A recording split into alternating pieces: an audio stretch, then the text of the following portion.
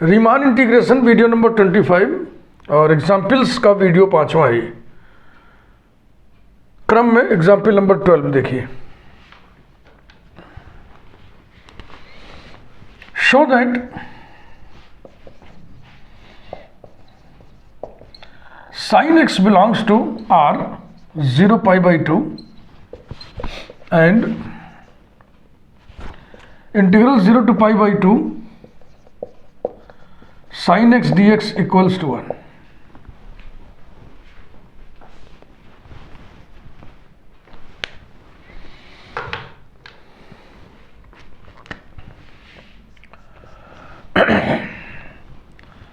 We consider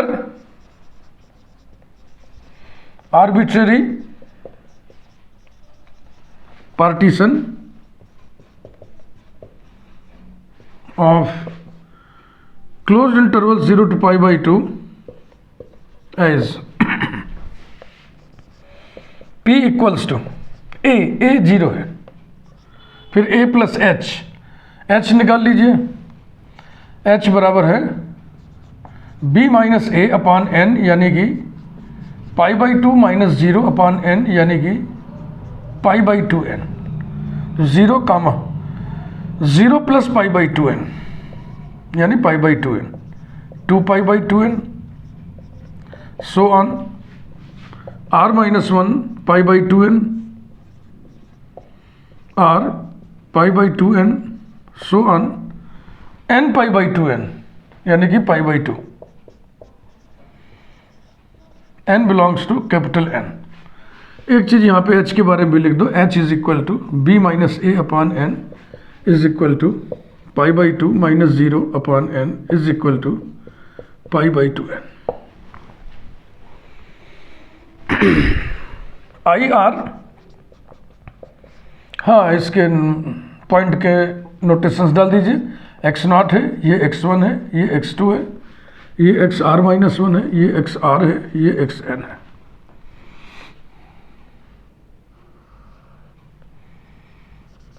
x r minus 1 x r is equal to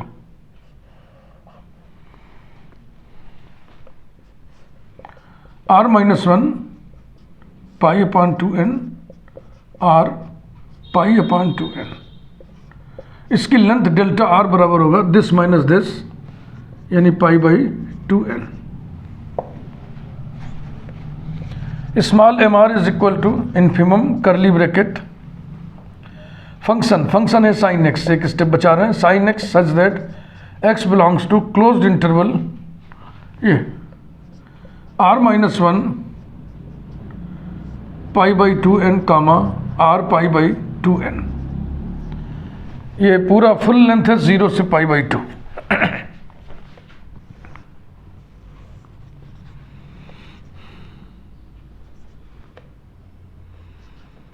0 पर sign की value 0 होती है, पाई बाई 2 पर साइन की वैल्यू 1 होती है, फिर पाई पर आकर के फिर 0 होता है। यानी यहाँ से यहाँ तक ग्राफ ऐसे जाएगा, ये पाई बाई 2। तो 0 से पाई बाई 2 के बीच में ग्राफ उठ रहा है, मोनोटोनिकली इंक्रीजिंग है।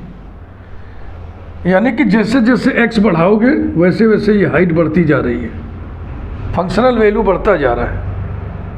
इस पॉइंट पर फंक्शनल वैल्यू सबसे कम होगा, इस पॉइंट पर सबसे ज़्यादा होगा। तो इन्फिमम क्या होगा?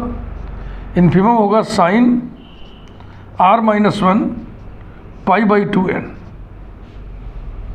कैपिटल एम आर बराबर इसी का सुप्रीमम लेना है, supremum sine x belongs to r minus 1 pi by 2 n r pi by 2 n, और ये बराबर आएगा साइन, इस पर सबसे बड़ी वैल्यू आएगी sine are pi by 2 N.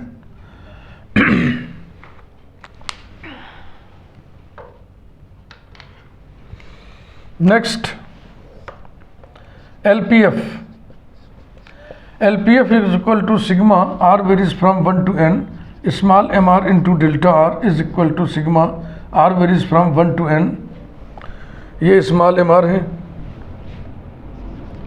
Sign r minus 1 pi by 2n into pi by 2n।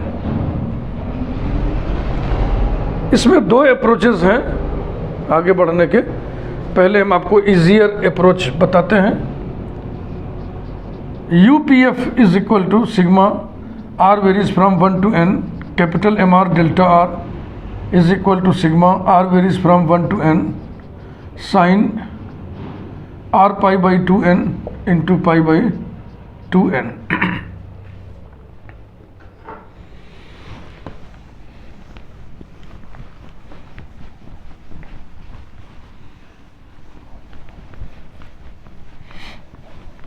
Trigonometric function में ये ग्राफ जरूर बना लेना चाहिए ताकि आपको पता रहे कि इंक्रीजिंग फंक्शन है दिए हुए इंटरवल में या डिक्रीजिंग फंक्शन है।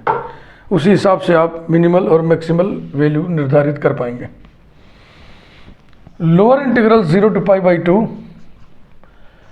f ऑफ x dx माने साइन x dx कह लें, sine x d x is equal to lower integral है तो सुप्रीमम लेंगे लोअर सम के सेट का LPF such that P belongs to P 0 pi by 2 is equal to supremum curly bracket. LPF कहाँ है भाई? ये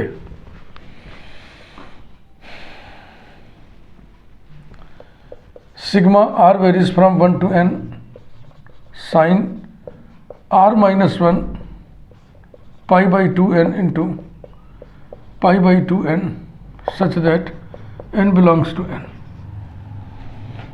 इक्वल्स टू लिमिट ले लीजिए, limit n tends to infinity summation R varies from 1 to n sine R minus 1 upon n pi by 2, ठीक है ना। देखो R minus 1 upon n pi by 2 और इंटू पाई बाई 2n ये अलग है equals to limit n tends to infinity. इस pi by 2 को बिल्कुल, हाँ ये एकदम अलग है। इस पाई बाई 2 को हम केवल हटा रहे हैं, बाहर कर लिए। इसके बाद sigma R varies from 1 to n sine R by n into pi by 2, R by n into pi by 2 minus pi by 2n into 1 by n। अब limit of a sum as n tends to infinity है, limit of a sum as n tends to infinity.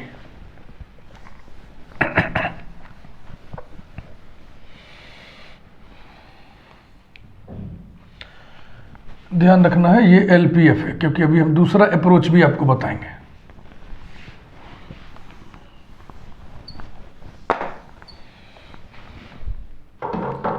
इसमें क्या करते हैं, sigma form में लिखते हैं, लिखा हुआ है। R बाई एन का फंक्शन बनाते हैं, R बाई एन का फंक्शन ऑलरेडी है, 1 बाई एन अलग होना चाहिए, 1 बाई एन अलग भी है, तो इसका रिप्लेसमेंट कैसे करते हैं? इक्वल्स टू ये पाई बाई 2 जो बाहर ही आ दिए थे, अलग कर दिए थे। इसके बाद इंटीग्रल लोअर लिमिट होता है limit n tends to infinity R by n for first term.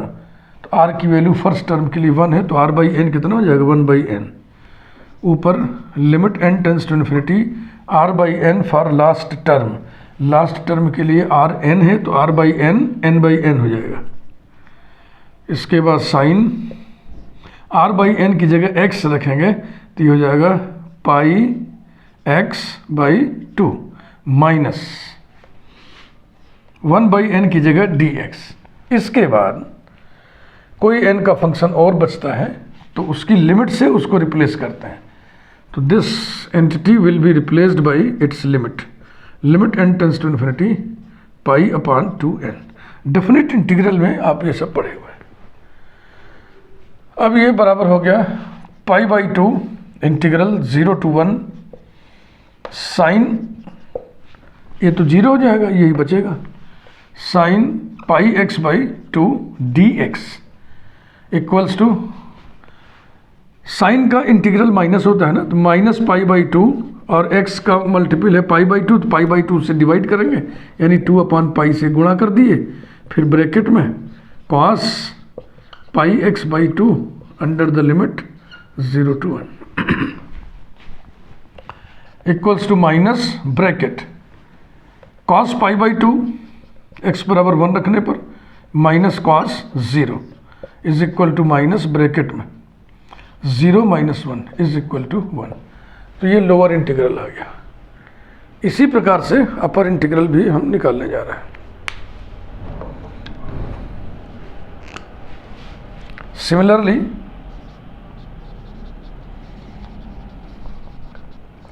Upper integral 0 to pi by two sine x d x is equal to infimum curly bracket UPF, अरे राम रे UPF, upper integral तो हमने बेटा अपर वाला क्या याद है, चलो हमको याद है, यहाँ r माइनस वन है तो उसमें r था, UPF such that p belongs to p 0 pi by two is equal to infimum curly bracket UPF का मतलब हो गया sine r pi by two n into pi by two n such that n belongs to n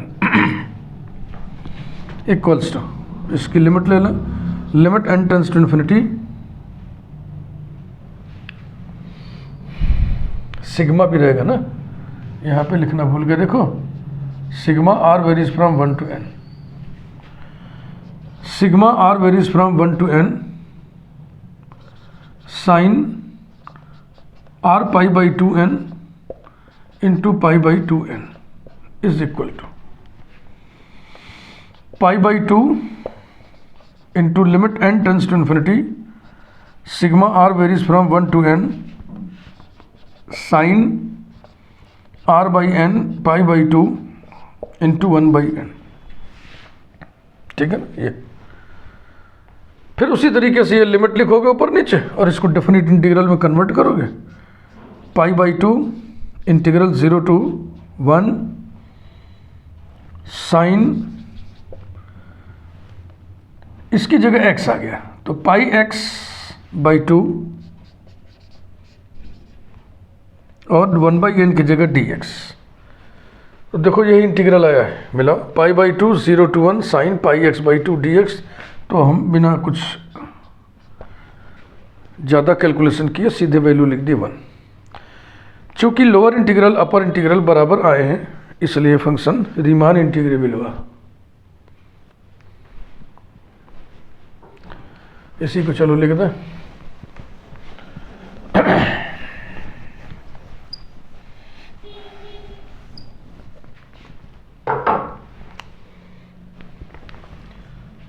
since lower integral 0 to pi by 2 sin x dx is equal to upper integral 0 to pi by 2 sin x dx both equal to 1, therefore sin x is Riemann integrable over closed interval 0 to pi by 2, यानी कि sin x belongs to R 0 pi by 2 and integral 0 to pi by two sine x d x बराबर होगा common value of integrals, और common value कितना है 1। अब आपको हम इसका सेकेंड अप्रोच बताते हैं,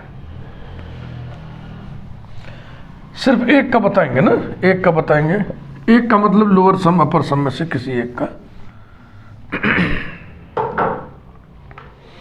वैसे भी आप इस क्वेश्चन को कर सकते हो। Note, second approach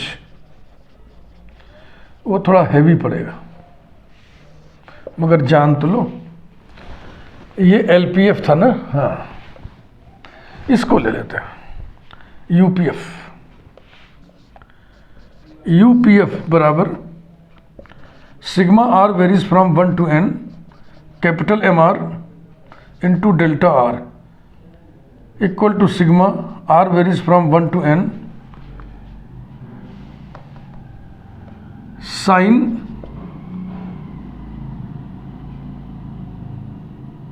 are pi by 2n into pi by 2n, ये वाला।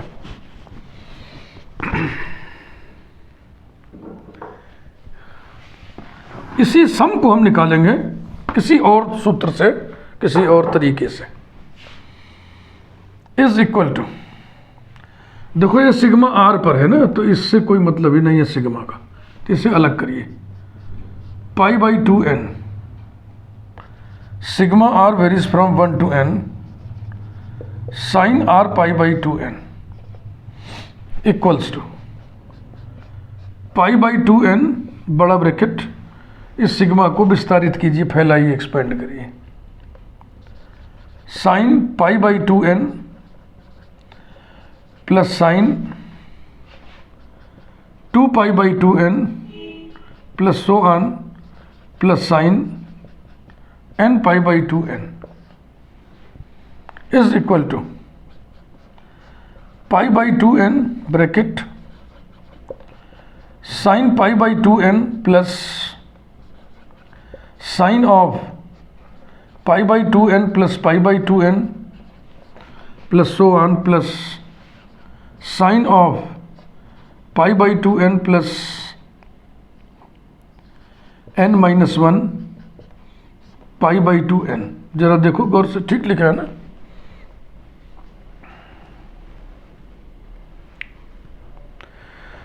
अब यहाँ पर ना ट्रिग्नोमेट्री का एक फार्मूला समेशन ऑफ सीरीज में होता है, वही इस्तेमाल किया जाएगा, और वो स्टैंडर्ड फार्मूला है, उसे आपको याद रखना पड़ेगा।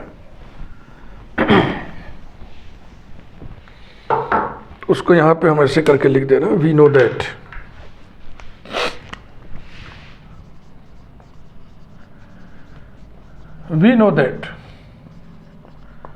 Sign alpha plus beta plus sine alpha plus 2 beta plus so on plus nth term sine alpha plus n minus 1 beta. ये बार ब्रैकेट होता है ना, ये ब्रैकेट, रेखा कोष्ठक, बार ब्रैकेट बोलते हैं इसको। इसका मान होता है, इसकी वैल्यू होती है sign alpha plus n minus 1 by 2 beta into sine n beta by 2 upon sine beta by 2। इसी का इस्तेमाल यहाँ पे करना। देखें, अल्फा ये है और बीटा ये है, माने बीटा बराबर अल्फा है, बीटा बराबर अल्फा है।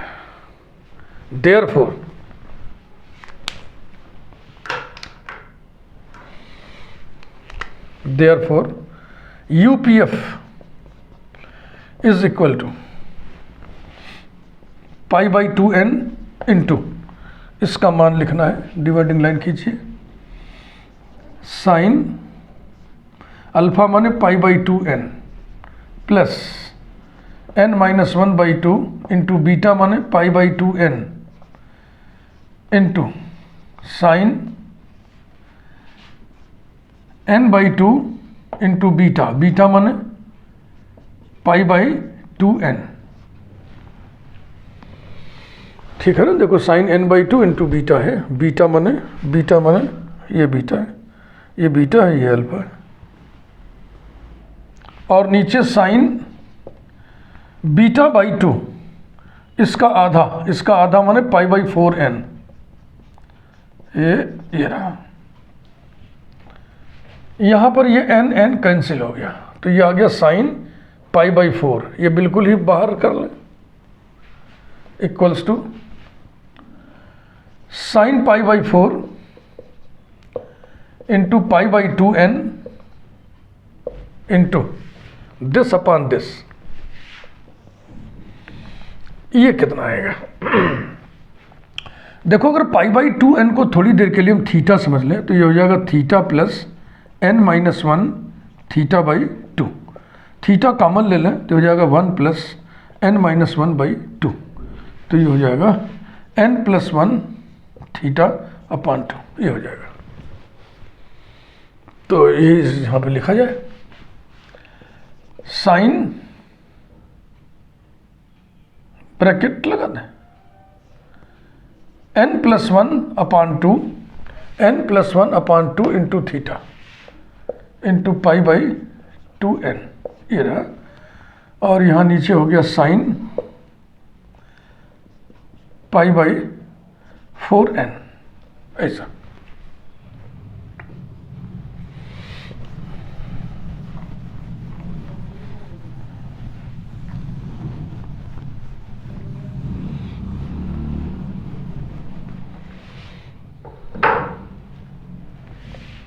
इक्वल्स टू साइन π/4 को 1/√2 लिख दें, किस लिए उसको ढोना इस रूप में, ऐसे लिख दें, इंटू π/2n, ऐसे करते हैं इसको, π/2n अपॉन साइन π/4n। और इस वाले को देखें, मरम्मत इसकी ऐसे कर दें, sine n+1 into π/4n is equal to 1/√2, इसे हम लिख देना π/4n अपॉन साइन π/4n। अब इस 2n को आपने 4n कर दिया, तो इसको बैलेंस कैसे करोगे, इसको बैलेंस कैसे करोगे? यहीं पे हम 2 लिख दें तो बैलेंस हो जाएगा। देखो π/4n है, 2 से कट के π/2n आ जाएगा, बिल्कुल ठीक है। और इसे देखें आप, साइन बड़ा ब्रैकेट अलग अलग करिए, n π/4n प्लस π/4n, ये रहा, इक्वल्स टू, इससे इसको काट दें, ये हो गया √2 π/4n अपॉन साइन π/4n, इधर ये हो गया sign n cancel, π/4 plus π/4n, ये रहा। अब हम लोग वो निकालें, क्या बोलते हैं, lower integral, upper integral. Upper integral 0 to π/2 sin x dx is equal to infimum curly bracket UPF such that p belongs to p0 π/2 equals to infimum curly bracket UPF की ये वैल्यू आई, देखो ये बाबा रे, चलो लिखो, क्या करोगे, लिखना तो पड़ेगा। √2 π/4n upon sine π/4n into sine of π/4 plus π/4n such that n belongs to n। फिर इसकी लिमिट ले लेंगे हम, equals to limit n tends to infinity. देखो इसी प्रकार से ना LPF निकाल के फिर हम लोअर इंटीग्रल निकालेंगे, यही फार्मूला लगेगा उसमें भी। Limit n tends to infinity, ये पूरा बवाल √2 π/4n upon sine π/4n into sine of π/4 plus π/4n।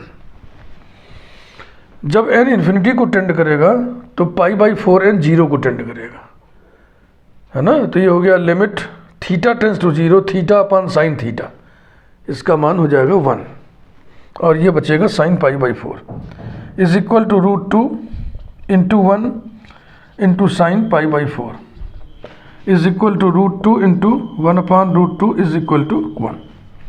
हमने आपको सिर्फ एक इशारा दिया कि ऐसे भी इसको किया जा सकता है, लेकिन आप करिएगा वैसे ही डेफिनेट इंटीग्रल में बदल के जो करने वाला था। नहीं तो बहुत ही टाइम लगेगा ना। क्लियर? मिटाते हैं, बस आधा करके छोड़ दे रहा है, इशारा करना काम था। एक इस मेथड से करना है तो आप लोअर इंटीग्रल भी निकाल लेना, इतना ही आएगा वो भी।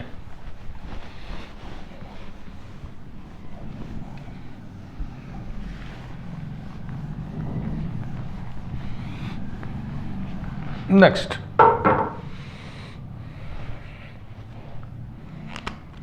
Example number 13।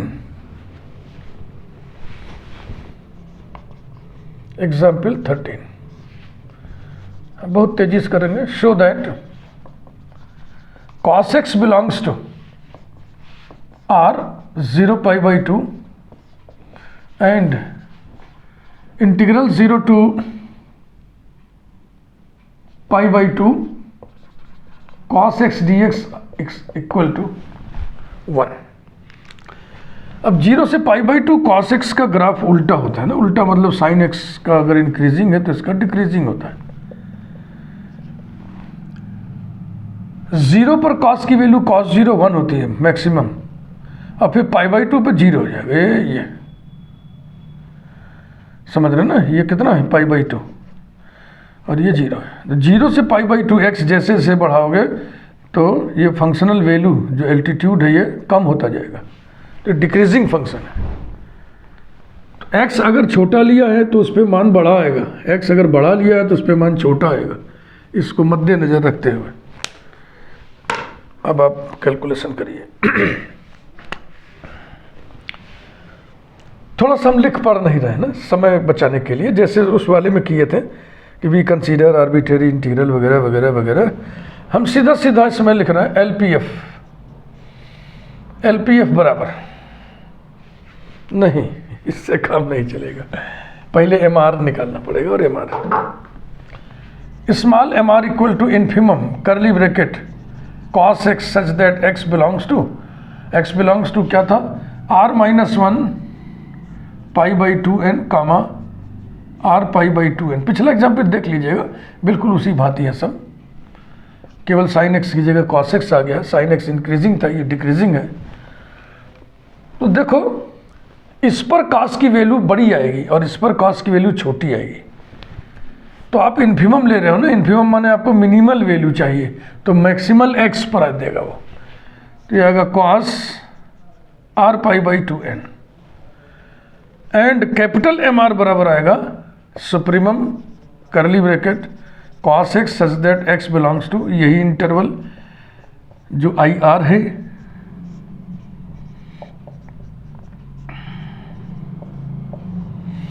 ये बराबर आ जाएगा छोटे वाले x पर बड़ा वैल्यू आएगा cos r-1 π/2n। यही सावधानी cos में आपको बरतनी थी, बाकी सारा काम वैसे ही जैसे साइन में हुआ था। अब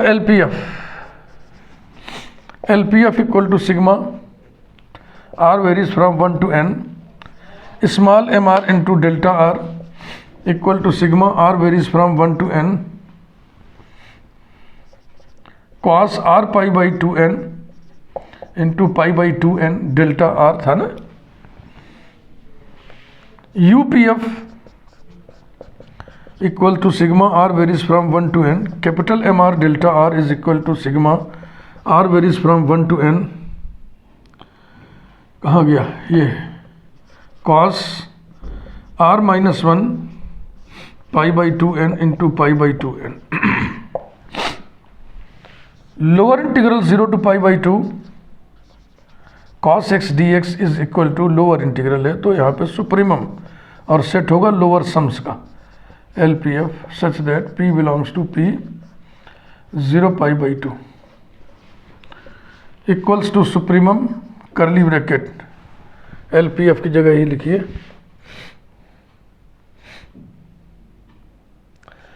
sigma r varies from 1 to n cos r π/2n into π/2n such that n belongs to capital N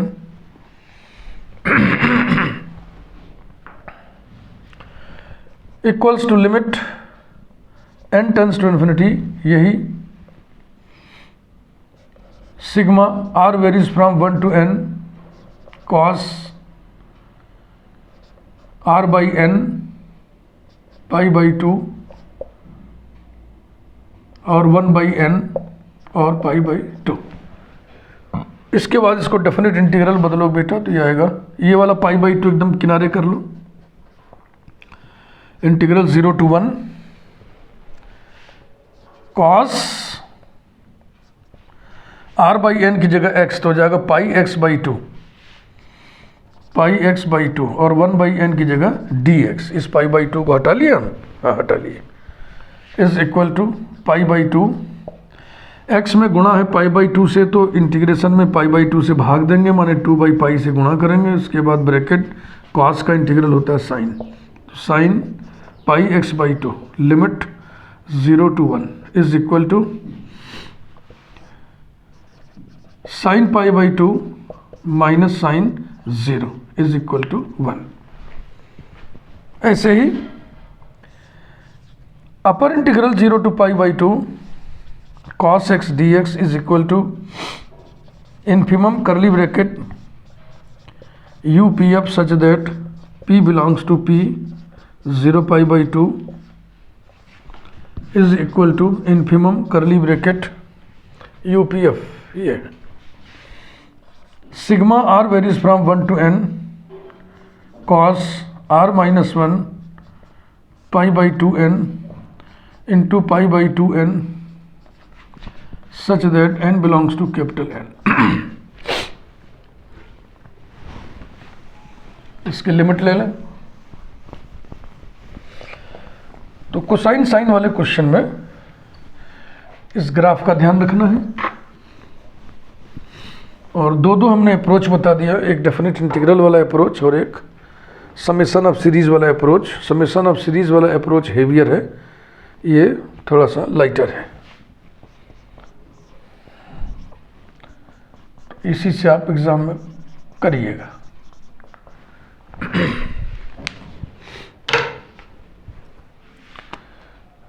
limit n tends to infinity sigma r varies from 1 to n cos r pi by two n minus pi by two n into 1 by n और into pi by two बिल्कुल अलग, equals to integral 0 to 1। ये वाला पाई by to यहाँ लिख दें बाहर, इसकी जगह पे ये आ गया अंदर, cos r बाई n की जगह x तो हो जाएगा पाई एक्स बाई टू, और ये रिप्लेस किया जाएगा इसी के लिमिट से, limit n tends to infinity pi by two n, 1 by n replace किया जाएगा dx से। This will be pi by two integral 0 to 1 cos pi x by two, ये 0 हो गया ना, dx equals to pi by two into 2 upon pi into sine pi x by two, 0 to 1। 1 रखने से sign pi by to आएगा, 0 रखने से 0 आएगा, यानी कि आगे होगा ना। फिनिश करिए वैसे ही जैसे पहले वाले में किए थे। अगले वीडियो में हम एक एग्जाम्पल और बताएंगे आपको, थोड़ा वो स्पेशल एग्जाम्पल रहेगा।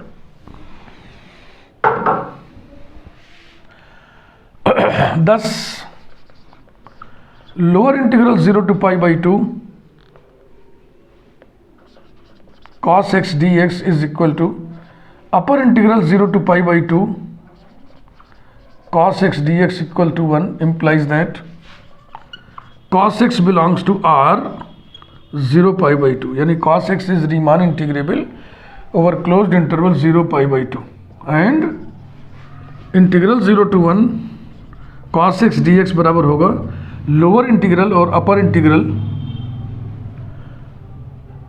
दोनों की कॉमन वैल्यू 0 to 1 नहीं भाई, 0 to pi by two is equal to 1। Thank you, video को लाइक करिए।